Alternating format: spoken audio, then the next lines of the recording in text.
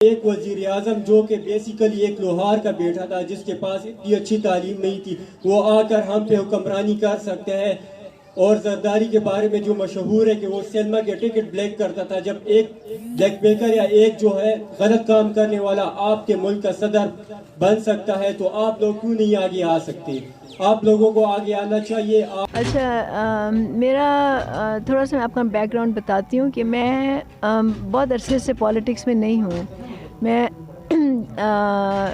کوئی 2011 میں ہم نے ایک آرگنائزیشن شروع کی تھی، رائز فار ایکوالٹی، جواد صاحب کے ساتھ ہی.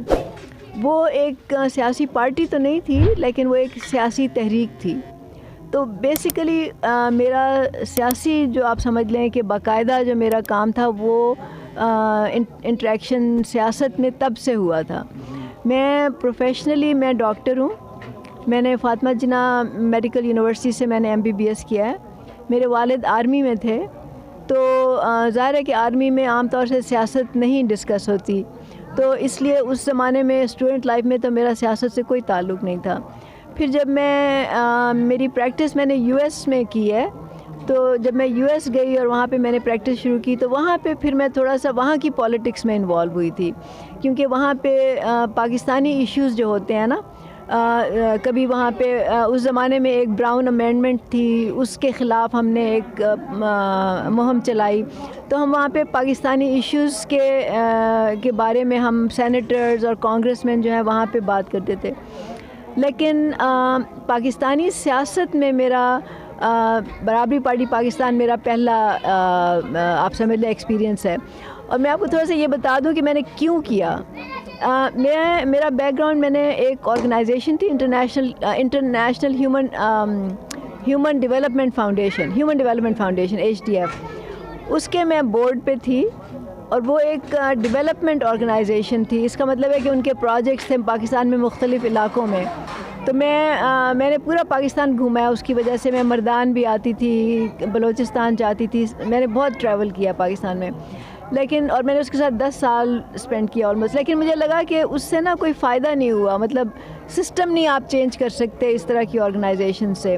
تو پھر that is how I started becoming interested in politics.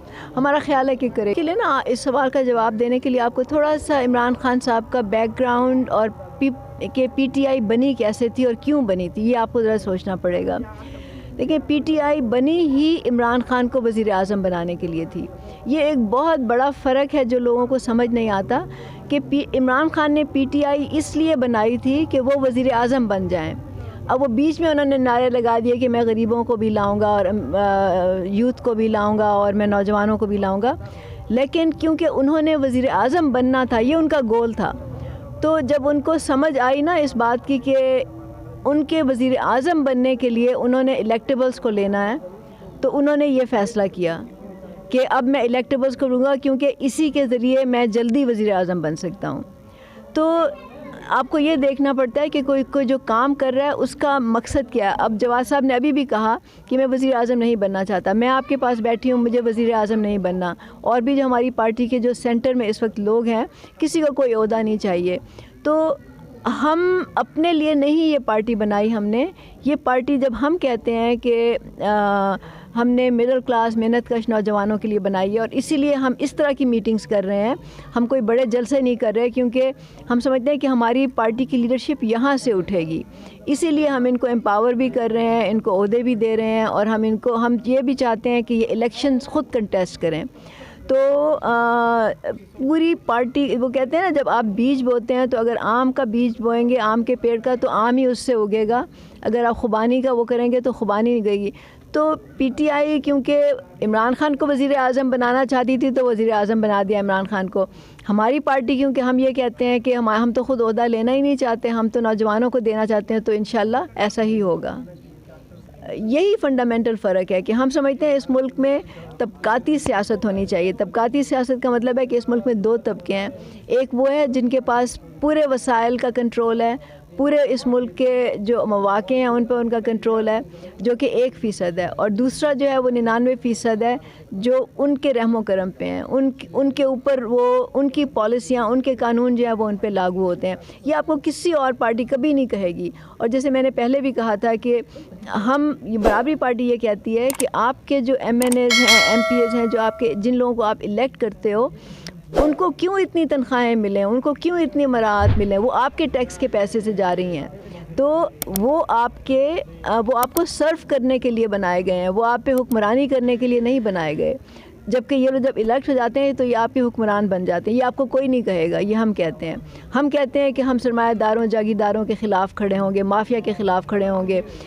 یہ کوئی پارٹی، عمران خان مافیا کی بات کرتے ہیں، لیکن کبھی بھی انہوں نے یہ نہیں کہا کہ میں سرمایہ داروں اور جاگیرداروں کے خلاف بات کروں گا. وہ تو ان کے تو ساری پوری ٹیم میں ہی سرمایہ دار جاگیردار ہیں، ان کی پارٹی تو بنی ہی ان کے پیسے سے ہے، تو وہ کیسے کہہ سکتے ہیں؟ تو یہ باتیں بہت فنڈامنٹل ڈفرینس ہے ہماری پارٹی میں اور باقی پارٹیوں میں. اسی لیے ہم PDM کے جلسوں میں نہیں جائیں گے اگر وہ ہمیں دعوت بھی دیں تو. اسی لیے ہم کسی اور پارٹی کے ساتھ الحاق نہیں کریں گے، ہم کوئی سیٹ ایڈجسٹمنٹ نہیں کریں گے، ہم مخلوط حکومت نہیں بنائیں گے، کیونکہ ہماری پارٹی باقی پارٹیوں سے بالکل الگ ہے اور بالکل مختلف ہے. دیکھیں، وہ تو آپ اب پچھلی حکومت کہتی ہے عمران خان ذمہ دار ہیں. عمران خان جو ہے وہ کہتے ہیں کہ معیشت کو انہوں نے اتنا خراب چھوڑا تھا کہ میرے پاس کوئی چارہ ہی نہیں ہے.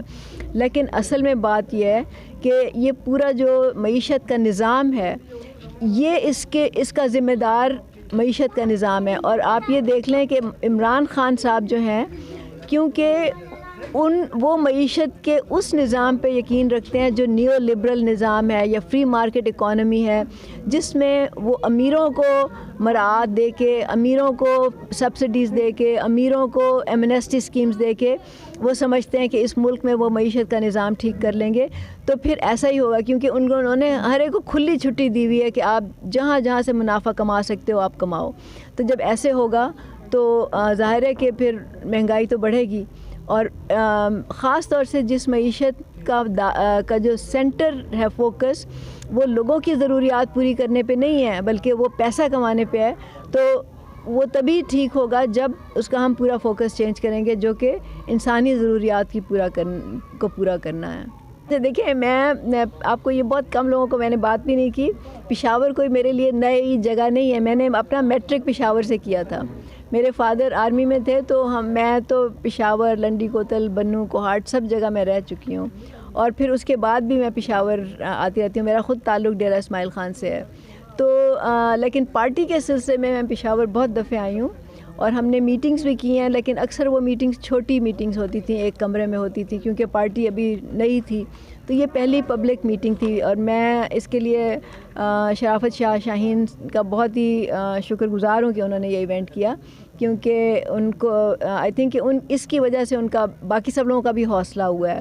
اور میرا خیال ہے اور امید ہے انشاءاللہ کہ آئندہ یہ بات آگے بڑھے گی اور بھی ہم میٹنگز کریں گے. Thank you. بہت شکریہ.